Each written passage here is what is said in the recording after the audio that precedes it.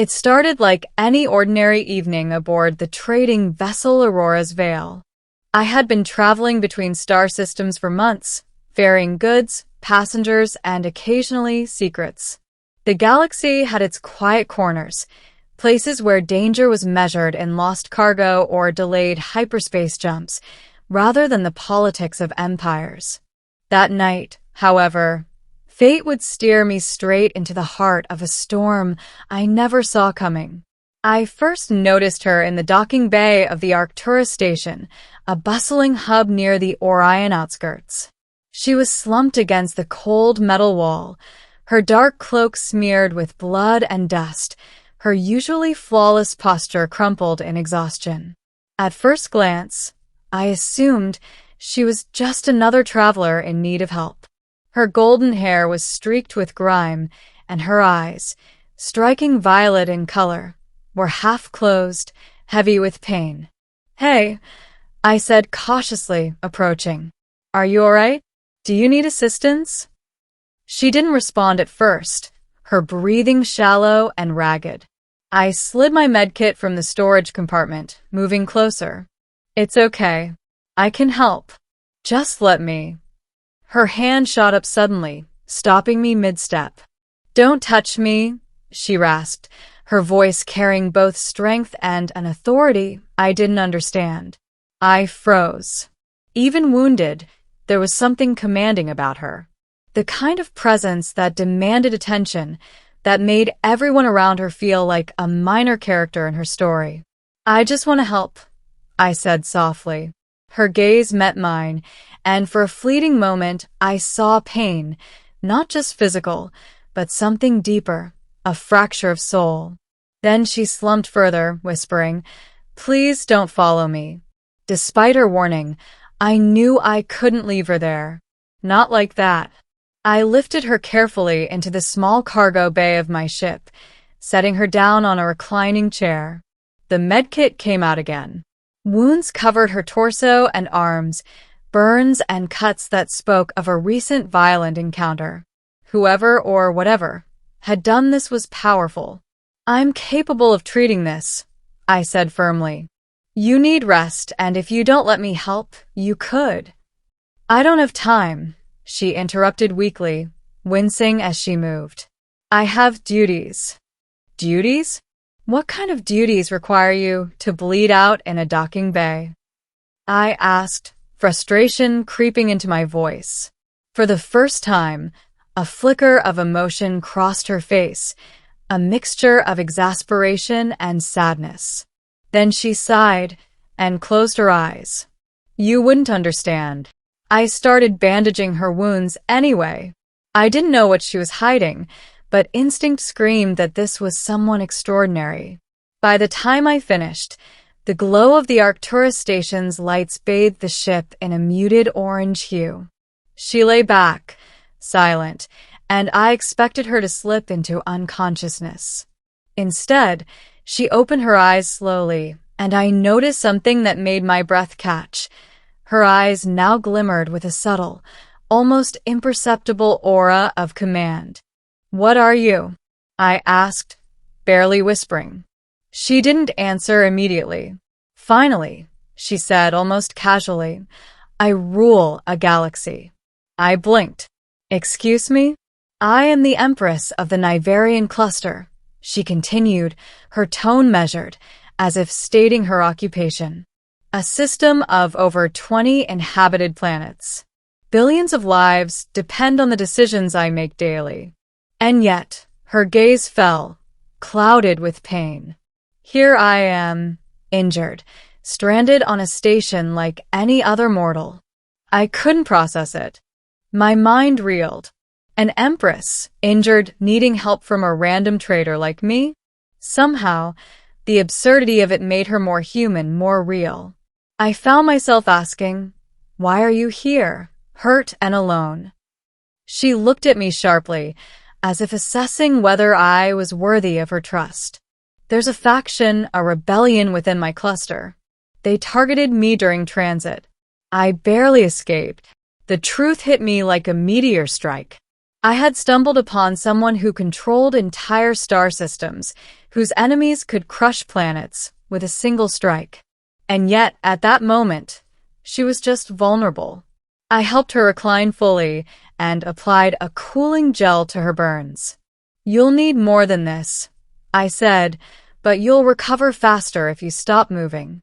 "I don't have the luxury of staying idle," she whispered. "Every hour I delay, planets burn, alliances fracture, lives are lost." I frowned. "Then let me help you. For now, at least." Her lips curved slightly, almost a smile, almost gratitude. "Very well, traitor," she said. "For now, you may help me. But understand, you're meddling in galactic affairs far beyond your comprehension." The journey begins. The next few days were a blur. I navigated my small ship through asteroid belts and pirate-controlled zones, all while tending to her injuries. She spoke rarely, mostly giving curt instructions or correcting my course calculations. But at night, when the ship's systems dimmed and the hum of the engines became the only sound, she would talk. She told me about her galaxy, the intricacies of governance across countless worlds, the delicate balance of power between planetary lords and the Central Council, the burden of maintaining peace when betrayal lurked at every starport. Her words painted a vivid picture of a universe alive with intrigue, yet also fragile, teetering on the edge of chaos. And through it all, I began to see her not as an abstract ruler, but as a person.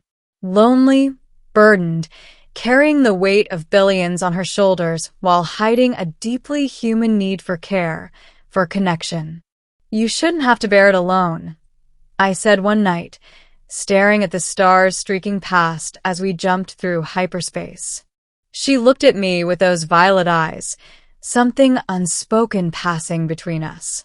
"And yet it is the crown I chose. To lead is to sacrifice everything, even yourself." The ambush. It was 3 days after leaving Arcturus Station when the ambush hit. We were passing through the Valdora Nebula, a region notorious for pirates, when my sensors picked up multiple energy signatures converging on us. "They found me," she said quietly. Her hand rested on a concealed panel of her attire, some kind of energy blade. I realized too late. The first wave of ships hit. I scrambled to maneuver, but they were fast, coordinated, and deadly. The Empress moved with astonishing agility despite her injuries, activating small, hidden weapons I hadn't noticed before. She fought not like a diplomat or a ruler, but like a seasoned warrior who had survived countless attempts on her life. The battle was brutal. My ship was heavily damaged, shields flickering, alarms blaring.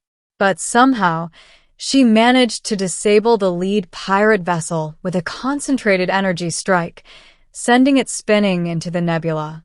The rest scattered, retreating under the sheer force of her presence. When it was over, silence returned. The Empress slumped against my console, exhausted. "They won't give up," she said. "Not while I live." I approached cautiously. "We can reinforce your ship, prepare defenses." "No," she interrupted. "I have a plan, but I need to regain strength first." Secrets revealed in the quiet aftermath. I couldn't resist asking the question that had been nagging at me since our first meeting. "Why didn't anyone in your galaxy come for you? Surely they would know you were missing." She shook her head. "Even empires have secrets. My enemies are clever. Some of my advisors were compromised. I couldn't risk alerting the entire cluster. They would exploit the chaos before reinforcements arrived." "And you trusted me?" Her gaze softened. "I had no choice. You showed kindness without expectation, something rare in the corridors of power. And I wanted to see if someone ordinary could understand extraordinary responsibility." It was the first moment I saw vulnerability break through her veneer of command. I realized then that this galaxy-ruling empress was not just a figurehead of power. She was human, fragile, and brilliant all at once. The counterattack, once she recovered enough to travel, we set a course for her hidden stronghold, a heavily fortified asteroid base cloaked in the dark sector of the Nivarian cluster. She coordinated her defenses, issuing commands across the galaxy through encrypted communications I barely understood. I helped where I could, though most of the work was beyond my comprehension. Then came the final confrontation. The rebel faction had amassed a fleet larger than any we'd faced, and they were determined to claim the Empress, or destroy her. The battle was colossal. Stars lit up like fireworks as ships clashed in the void, lasers slicing through the black. From our vantage point, I watched in awe as she commanded with precision and ruthlessness, outmaneuvering entire squadrons and turning what should have been a slaughter into a decisive victory. When the dust settled, her enemies were scattered, some fleeing into the outer rim, others surrendering. She had reclaimed her rule, not just with firepower, but with strategy, diplomacy, and courage. The ending, as the galaxy breathed a cautious sigh of relief. She turned to me, her eyes weary but victorious. "You've seen the face of power, traitor," she said softly. "And yet, you still see me as human. I see the person who saved herself and countless others, who trusted a stranger when she was at her weakest," I replied. She smiled faintly. "Perhaps that is the rarest power of all." Before she departed, she placed a small, intricately designed pendant in my hand. "A reminder," she said, "of this galaxy and of our encounter. If ever you need me, call, and I will answer." As she walked to her fleet, poised to restore order to her vast domain, I realized something profound. Even in a universe where entire planets could be destroyed in an instant, where empires rose and fell with the blink of an eye, what mattered most was the humanity that endured, the choices, the courage, and the connections that no fleet, no galaxy could ever replicate. I watched her disappear into the stars, knowing I had witnessed a force unlike any other. She was an empress, a warrior, a savior.